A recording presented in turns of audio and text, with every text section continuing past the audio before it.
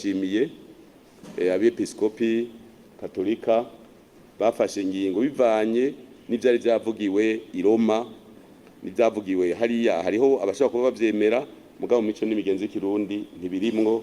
Tukibaza rero yuko intumbero bashikirije twese tuyikenguruka kandi tuzoyigendera. Natwe mu nyigisho dutanga mu bene gihugu ubu tuba tubikomeze gose ni kugira ngo tuzibire ako karanda ntigakwire mu bantu benshi ko turaduhona, gakwiriye mu bantu bose, kuko umugabo arongoye uwundi ntavyara, umugore arongoye uwundi ntavyara. Muri ico gihe rero baba bariko bategura umuhero w'isi. Tukibaza rero yuko ababikora canke abavyumva ko bogenda uko bobandanya bakabikora muri ivyo bihugu bavyemera hama bagahona, kumbure na twebwe turashobora gusanga twongereje ahantu ho kuba.